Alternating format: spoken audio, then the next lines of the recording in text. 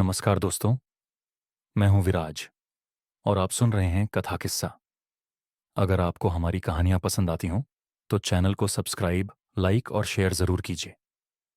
आज मैं जो कहानी सुनाने जा रहा हूं उसका नाम है बंद बेसमेंट। एक बच्चे की अधूरी खामोशियां और उस बंद बेसमेंट की दहशत भरी रातों की कहानी। अनंत पेशे से एक राइटर था। दिल्ली की तेज रफ्तार जिंदगी और लगातार चलते रहने वाले नॉइज में रहने वाला एक शांत इंसान। लिखते हुए उसे लगभग 10 साल से ज्यादा हो चुके थे, पर अब वह दिल्ली की भीड़, भाग दौड़ और लगातार हॉर्न से भर चुके शहर से मेंटली एग्जॉस्टेड महसूस करता था।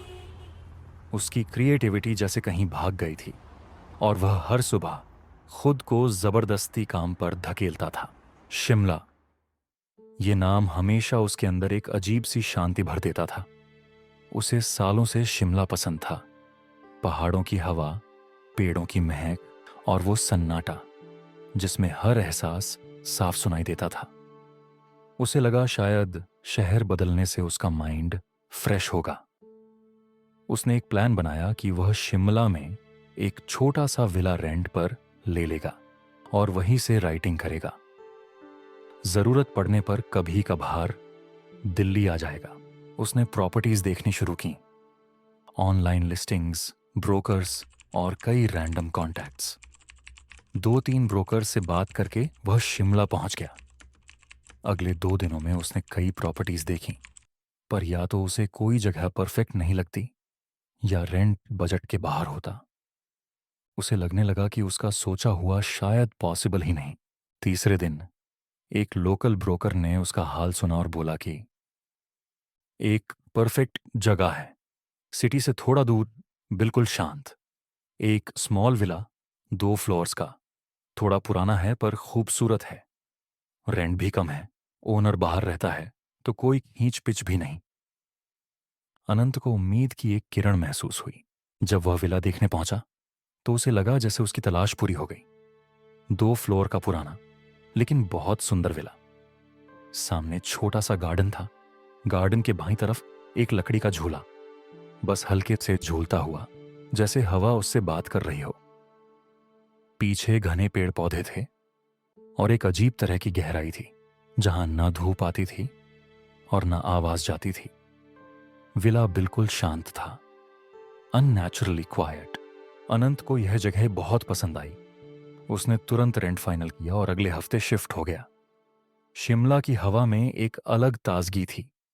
उस रात वह इतना थका था कि बस खाना खाकर गहरी नींद में सो गया। अगले दिन वह पूरा दिन राइटिंग में लगा रहा। शाम को वह बैल्कनी में आया जहां से दूर पहाड़ों पर डूबते सूरज का रंग दिखाई दे रहा था। हाथ में गर्म चाय, हवा में ठंड और लंबे समय बाद एक पीसफुल मोमेंट। लेकिन उसी शांति के बीच उसने कुछ अजीब देखा। गार्डन के झूले पर एक 4 से 5 साल का बच्चा बैठा था, बिल्कुल चुप, बिल्कुल स्थिर और सीधे अनंत को देख रहा था, बिना पलक झपकाए। अनंत ने सोचा शायद कोई पास का बच्चा होगा।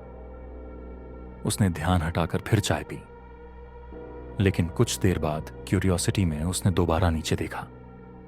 बच्चा अभी भी वहीं था, उसी तरह, उसी एक्सप्रेशन में, बस देख रहा था।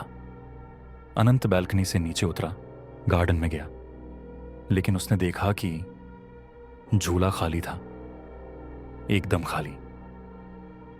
उसने सोचा शायद बच्चा भाग गया होगा। उसने ज्यादा ध्यान नहीं दिया और वापस अंदर चला गया।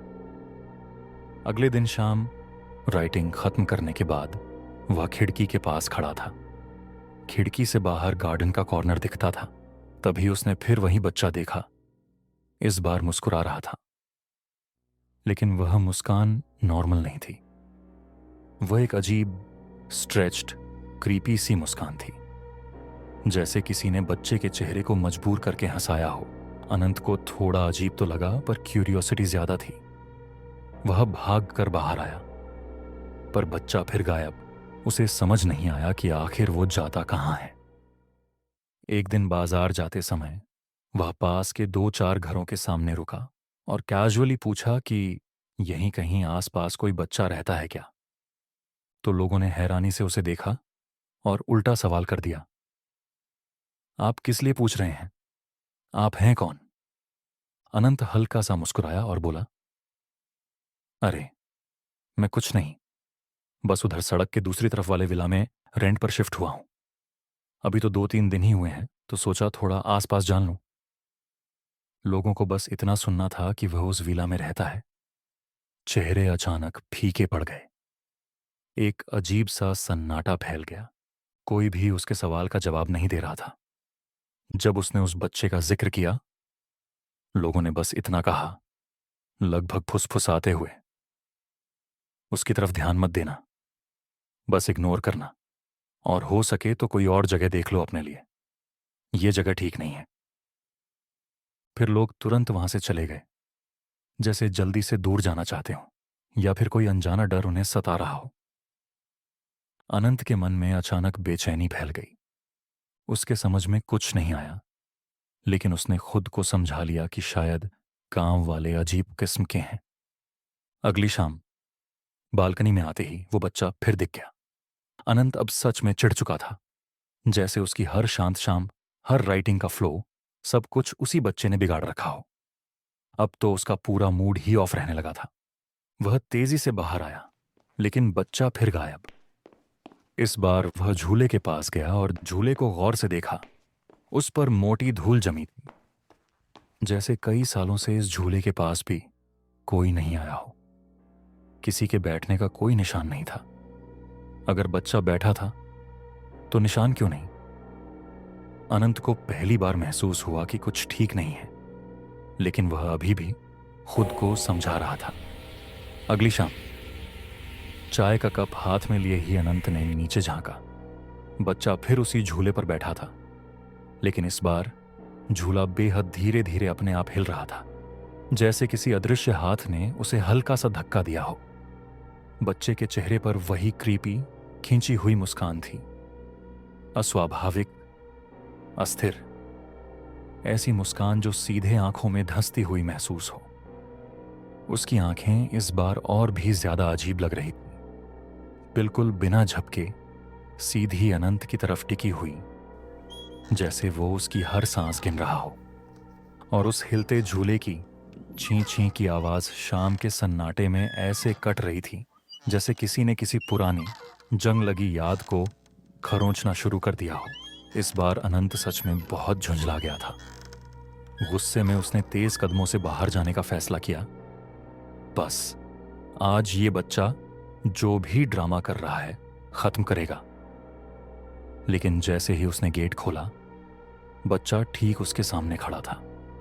इतना पास, इतनी चुप्पी में एक पल के लिए अनंत की सांस अटक गई। उसके कदम वहीं जम गए। ये कैसे पॉसिबल है? अभी तो बच्चा झूले पर था और अब यहां। उसका दिल जोर से धड़कने लगा। बिना कुछ कहे, बिना कुछ समझे, वो तुरंत वापस बालकनी में भागा, ये कंफर्म करने की सच में क्या बच्चा अब भी झूले पर है या नहीं, या उसका कोई वहम है। वो घबराकर भागा और बेलकनी से नीचे झांका। झूला बिल्कुल खाली, आसपास कोई नहीं, एकदम सन्नाटा। वह फिर तेजी से दरवाजे की तरफ भागा और झटके से खोला। बाहर भी कोई नहीं। एक पल के लिए उसे लगा, ये सच में हो भी रहा है या सब मेरा ही वहम है। उसकी सांसें तेज हो चुकी थीं, दिमाग उलझ गया था। फिर उल्टे पैरों बालकनी की ओर लौटा और अगले ही सेकंड उसका खून जैसे ठंडा पड़ गया। बच्चा फिर उसी झूले पर बैठा था। झूला धीरे धीरे खुद ब खुद हिल रहा था और बच्चे के चेहरे पर वही मुस्कान, हल्की लेकिन इतनी खतरनाक कि जैसे किसी की रूह निचोड़कर पी जाए। इस बार अनंत का गुस्सा फट पड़ा। वह पूरी ताकत से दौड़ा, बाहर आया, झूला खाली। फिर अचानक उसे एक झलक मिली। विला के पीछे घने पेड़ों की ओर भागती एक छोटी परछाई। अनंत पूरे गुस्से में उसके पीछे भागा। दौड़ते दौड़ते वह विला के पीछे वाले हिस्से में पहुंच गया। जहां कोई रास्ता नहीं था, सिर्फ घने पेड़, झाड़ियां और ऐसा सन्नाटा जैसे यहां कभी कोई आया ही ना हो। वह हाँफते हुए चारों तरफ देखता रहा। ये बच्चा हर बार अचानक गायब कैसे हो जाता है? आखिर जाता कहाँ है? उसके दिमाग में बस यही सवाल घूम रहा था। वापस लौटने के लिए वह जैसे ही मुड़ा, उसकी नजर एक अजीब से दरवाजे पर पड़ी। विला के बिल्कुल पीछे, आधा मिट्टी में ढंसा हुआ, जैसे नीचे किसी बेसमेंट की ओर जाता हो। अनंत ने सावधानी से उसे धक्का दिया। दरवाजा हिला तक नहीं। उसने 2-3 बार जोर लगाकर कोशिश की, लेकिन वो अंदर से कसकर बंद था। दरवाजे के ठीक बगल में एक छोटी सी खिड़की थी, पुराना सा ग्लास लगा हुआ, धूल से ढका। अनंत झुककर उसमें झांकने की कोशिश करने लगा, मगर अंदर कुछ साफ दिखाई नहीं दे रहा था। बस काला अंधेरा, बिल्कुल घुटा हुआ। और तभी उसे बहुत हल्की, मुश्किल से सुनाई देने वाली आवाजें आ रही, जैसे अंदर कोई धीमे धीमे चल रहा हो। फर्श पर हल्की सी खुरखुराहट, और फिर एक बेहद हल्की पर साफ सुनाई देने वाली बच्चे की हंसी। अनंत गुस्से और अजीब सी कशमकश में फंस चुका था। दिमाग उलझा हुआ था। क्या वो बच्चा सच में अंदर है? अचानक उसने खिड़की पर जोर से मुक्का मारा और ग्लास तेज आवाज के साथ चकनाचूर हो गया। वह अंदर कूदा। बेसमेंट में कदम रखते ही अनंत का दिल जोर से धड़कने लगा। अंदर की हवा असहनीय ठंडी थी, इतनी कि उसकी हर सांस सफेद धुएं की तरह बाहर निकल रही थी। चारों तरफ खुप्प अंधेरा, चुप्पी ऐसी कि अपनी हार्ट बीट भी डराने लगे। दीवारों पर नमी के पुराने बदसूरत निशान, जैसे बरसों से किसी ने यहां रोशनी जलाने की हिम्मत ही ना की हो। उसने चारों तरफ नजर घुमाई। बच्चा कहीं नहीं था। अंदर 2 कमरे थे, दोनों पर जंग लगे ताले, और हवा में एक अजीब सी बदबू बासी, सड़ी हुई। अनंत कांपते हाथों से एक दरवाजे को हल्के से धक्का देता है, और वह एक धीमी, दर्दनाक करकराहट के साथ खुल जाता है।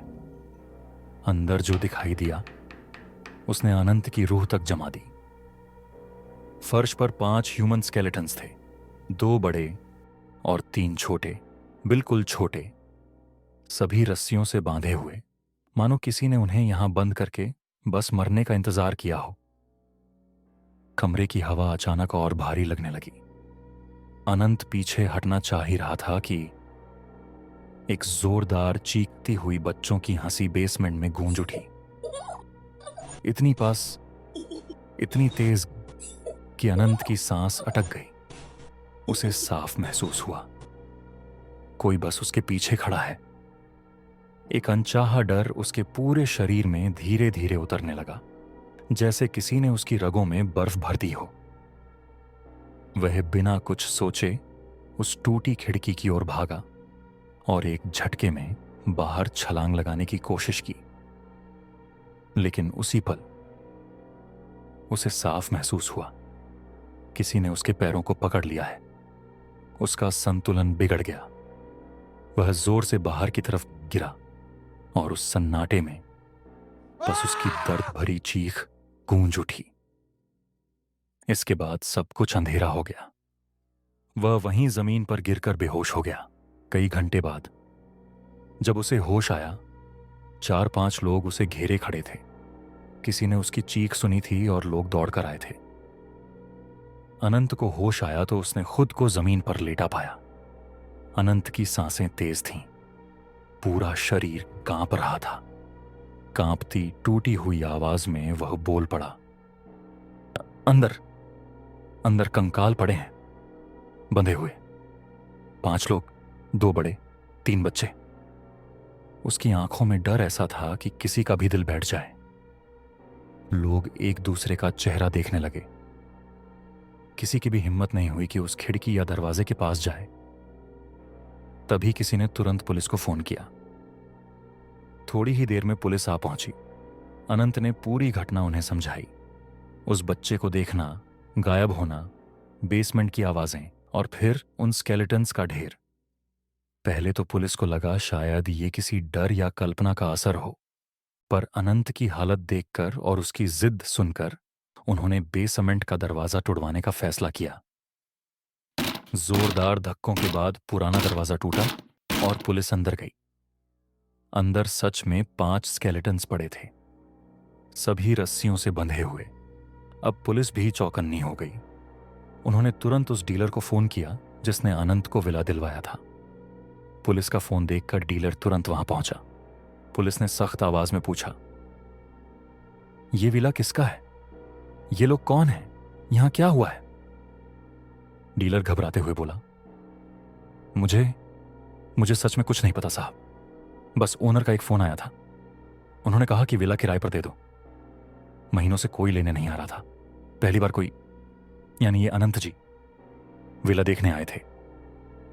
पुलिस ने कड़क आवाज में कहा, ओनर का नंबर दो, अभी की अभी बात करनी है। डीलर ने नंबर दिया। पुलिस ने कॉल किया, पर फोन पर सिर्फ यही आवाज आई, नंबर नॉट रीचेबल। फिर दोबारा कोशिश, तीसरी, चौथी बार, हर बार वही, नंबर नॉट रीचेबल। कमरे में मौजूद हर इंसान सोचने लगा, बेसमेंट में बंद पड़े ये 5 लोग कौन थे? पुलिस ने केस रजिस्टर किया, लेकिन बॉडीज इतनी पुरानी थीं कि कुछ साफ नहीं समझ आया। अनंत के मन में एक ही बात उभर रही थी, इन सब का कम से कम रिस्पेक्टफुल अंत तो होना चाहिए। उसने 5 स्केलेटन्स का उचित अंतिम संस्कार करवाया, पूरी विधि से, पूरी श्रद्धा के साथ। अगले दिन अनंत बालकनी में खड़ा था कि उसे झूले की ओर हल्की सी हलचल दिखी। वही बच्चा, लेकिन आज वो अलग था। उसके चेहरे पर अब वह डरावनी मुस्कान नहीं थी, सिर्फ एक शांत, मासूम सी मुस्कान। ऐसी मुस्कान जैसे वह अनंत से धन्यवाद कह रहा हो। बच्चा धीरे धीरे उठा, गार्डन के किनारे बनी झाड़ियों की ओर चला और पेड़ों की छाया में समा गया। और फिर अनंत ने उसे कभी नहीं देखा। कुछ दिनों बाद वह दिल्ली लौट आया। वह विला आज भी पहाड़ों के बीच अकेला खड़ा है। उसका बेसमेंट अब भी बंद है, लेकिन वह बच्चा, वो सिर्फ एक चीज चाहता था, शांति, और उसे आखिरकार मिल ही गई। तो दोस्तों, ये थी आज की कहानी, बंद बेसमेंट। उम्मीद है आपने इसे सुनते हुए अपने आसपास एक बार जरूर देखा होगा। अगर कहानी पसंद आई हो तो कथा किस्सा को सब्सक्राइब, लाइक और शेयर करना मत भूलिएगा। मैं विराज फिर मिलूंगा एक नई कहानी के साथ।